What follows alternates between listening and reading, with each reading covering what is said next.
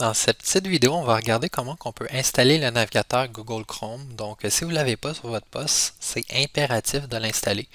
Tu ne peux pas suivre le cours avec Firefox ou avec Microsoft Edge. Pourquoi? Parce qu'on va utiliser les outils de développement qui sont dans Google Chrome, puis sont disposés d'une certaine manière, puis c'est pas les mêmes qui se retrouvent dans chacun des autres navigateurs. Fait qu'on veut tous avoir le même navigateur web. Donc, utilisez votre navigateur que vous utilisez normalement, comme par exemple Microsoft Edge que j'ai ici. Je clique dessus. Et dans la barre d'adresse, on va taper google.ca. Et dans le moteur de recherche de Google, donc vous connaissez bien cette page-là, on va marquer Google Chrome comme ça ici. Là, le premier lien que tu vas voir, c'est le lien pour télécharger Google Chrome. Donc ici, là, c'est marqué annonce, puis le premier lien que tu vois, c'est lui. Tu cliques dessus.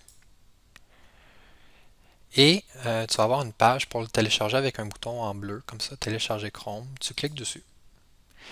Là, ton navigateur va dire qu'est-ce que tu veux faire avec le fichier d'installation qui s'appelle Chrome Setup.exe. Nous, on va peser sur exécuter ici. Donc, ça va exécuter le programme d'installation. Pour installer certains logiciels, parfois, il faut avoir des permissions particulières ou parfois ton système d'exploitation comme Windows va te dire hey, es-tu vraiment sûr que tu veux installer ce logiciel-là? Comme par exemple ici, tu vois que ça pop-up en bas, en orangé. Si je clique dessus, c'est justement Windows qui est en train de me dire hey, es-tu sûr que tu veux autoriser cette application à modifier le contenu de ton appareil, de ton ordi? Puis là, c'est marqué c'est Google qui veut faire quelque chose. Donc nous, on veut installer Google, fait qu'on va autoriser Google à faire sa modification. Fait qu'on va dire oui, je veux que tu t'installes. Après, on va être encore un petit peu patient. Puis là, il y a une fenêtre qui va apparaître comme ça ici. Elle, tout simplement, qu'est-ce qu'elle va faire, cette fenêtre-là? Elle va aller télécharger Google Chrome. Elle va l'installer.